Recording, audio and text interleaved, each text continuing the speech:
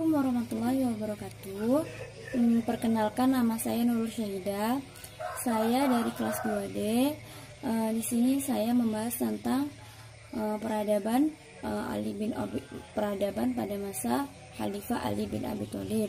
Saya dari kelompok 7 dan saya adalah pemateri pertama yang akan membahas tentang peradaban Islam pada masa Khalifah Ali bin Abi Thalib ini.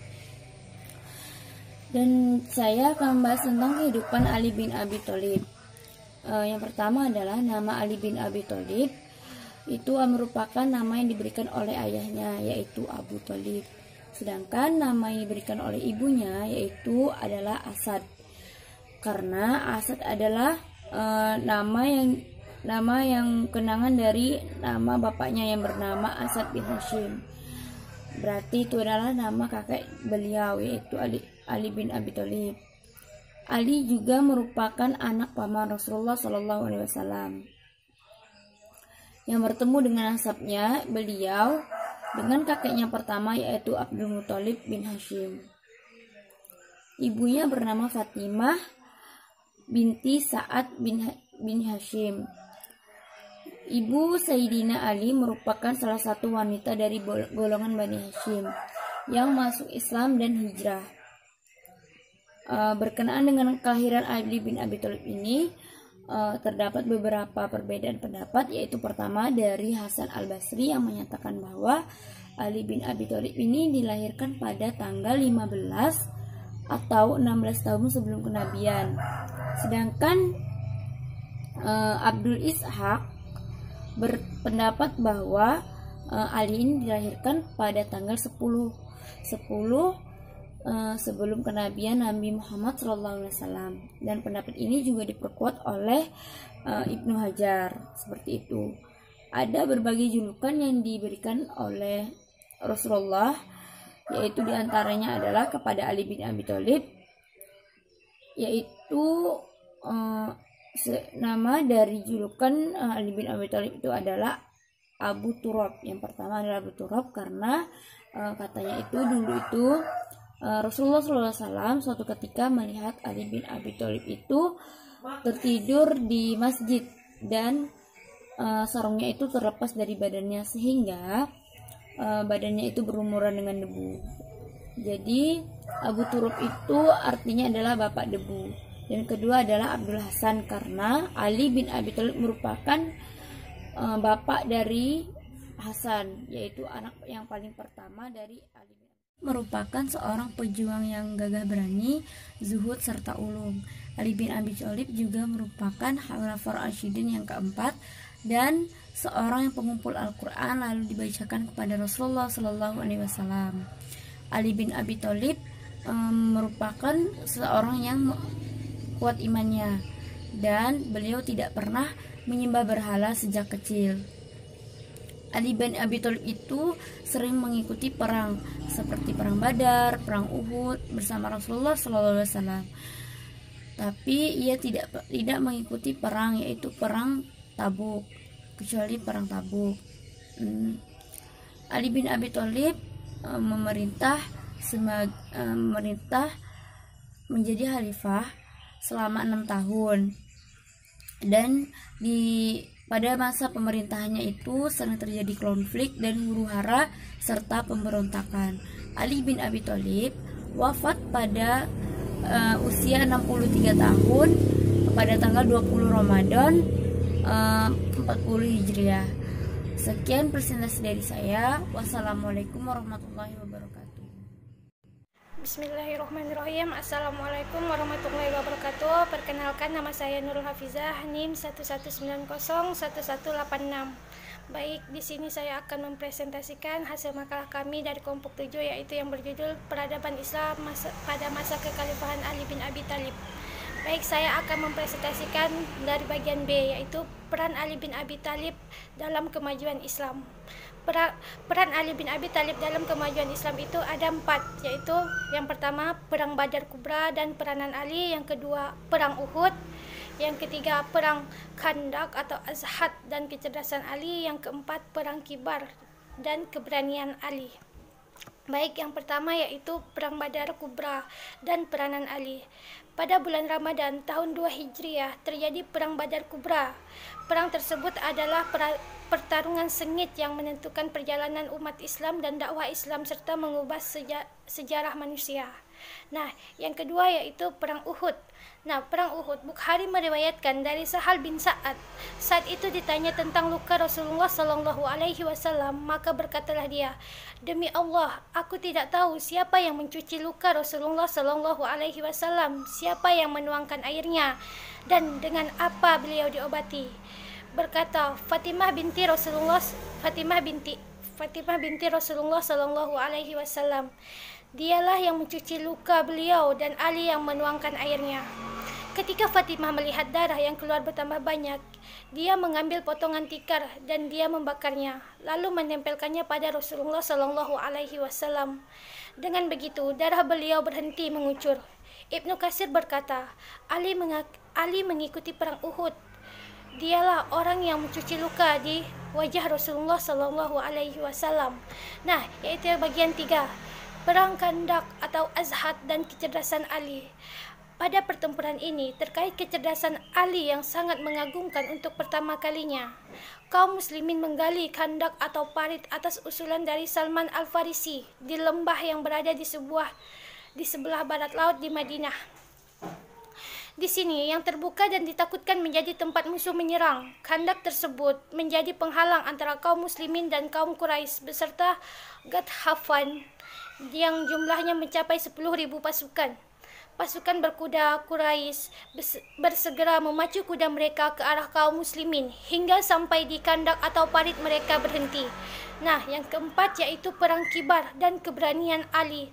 Rasulullah Shallallahu Alaihi Wasallam dengan pasukannya yang berjumlah 1.400 prajurit menuju Kibar dan mereka menaklukkan benteng Kibar pintu demi pintu. Ada satu pintu benteng yang sudah dibuka oleh kaum muslimin yaitu pintu Kumus. Sekian, terima kasih. C. Masa Khalifah Ali bin Abi Thalib. Baiat terhadap Ali bin Abi Thalib sebagai khalifah berjalan dengan sukarela dari kaum muslimin. Hal itu langsung setelah terjadi pembunuhan terhadap Khalifah Utsman oleh tangan-tangan kotor pemberontak yang datang dari berbagai penjuru daerah, sehingga peristiwa tersebut menghantarkan sang khalifah Rasulullah itu syahid menghadap Allah Subhanahu wa taala. Mereka membunuh Utsman secara zalim, keji, dan penuh kebencian. Terjadi pada hari Jumat tanggal 18 Zulhijjah tahun 35 Hijriah.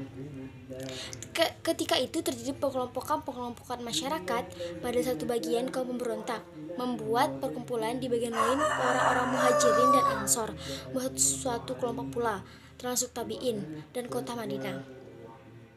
Yang mereka pikirkan ialah bagaimana umat Islam yang sudah berkembang membentang dari perbatasan Rum sampai ke Yaman dan dari Afghanistan sampai ke Afrika Utara yang selama beberapa hari tidak memiliki pemimpin. Atas dasar itulah mereka berusaha untuk memilih seorang khalifah secepat mungkin dan dilakukan di Madinah.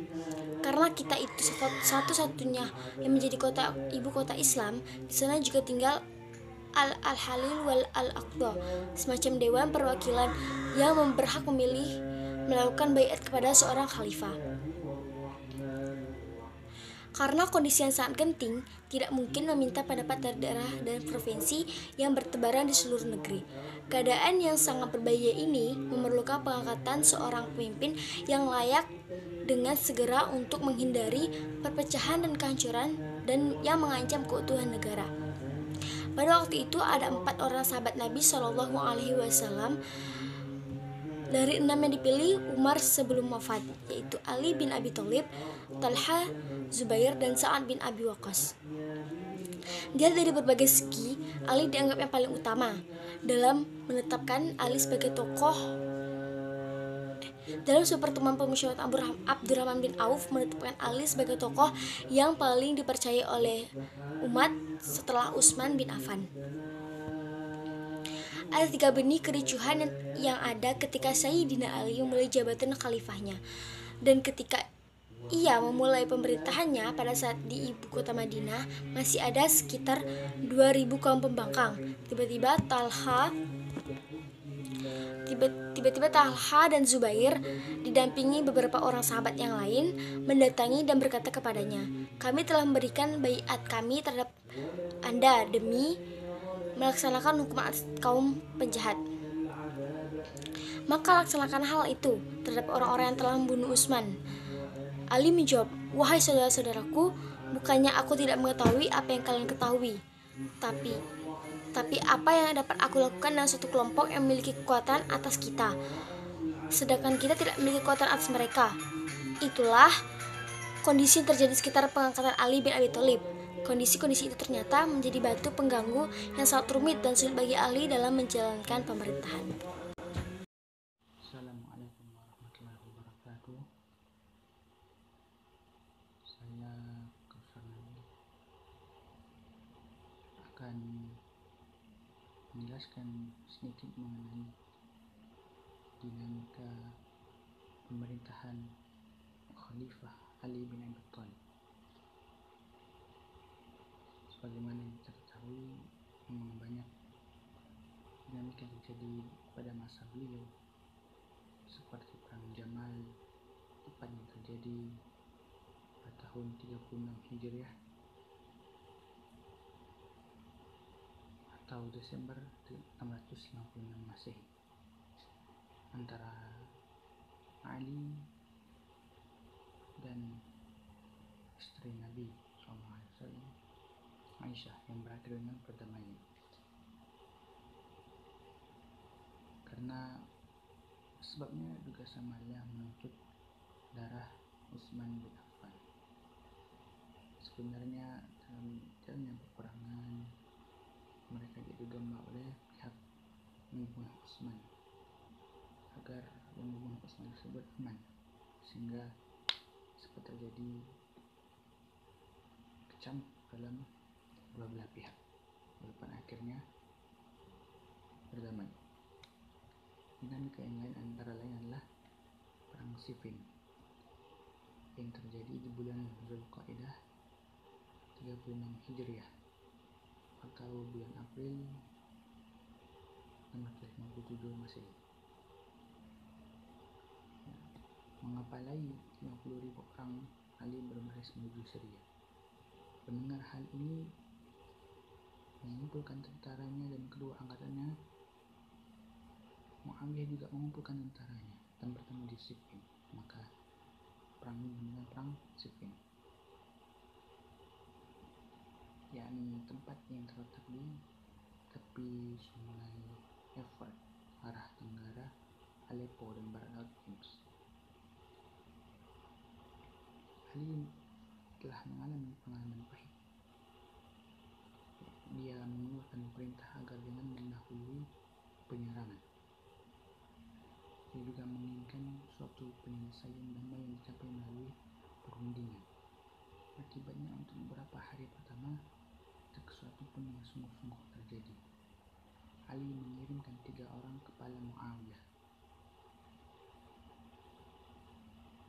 Ya, sebenarnya mereka berdua juga ingin berdamai, sama-sama tidak menginginkan pertumpahan darah itu terjadi, karena mereka berdua mementingkan darah kaum muslimin.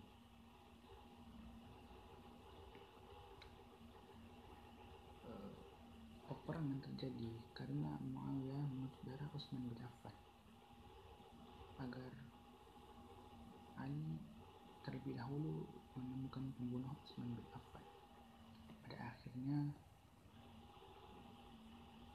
mereka kedua belah pihak koridor dengan tahkim dan dengan dalih bahwa Muawiyah masih ingin menuntut darah Utsman. Dan juga ada dinamika pemerintahan beliau, ini perang melawan Khawarij pada bulan Syawal 37 Hijrah, Maret 1998 Masehi. Khawarij melancarkan revolusi terbuka. 14.000 orang meninggalkan Ali dan berkemah di Habur, setelah mana mereka disebut Haruriyah. Namun kata Khawarij berkaitan dengan mereka digunakan bukan dalam rujukan perginya mereka dari Kufah Harura, karena mereka pergi dari komunitas atau persaudaraan muslim dengan mendeklarasikan bahwa mereka menentang Ali adalah kafir.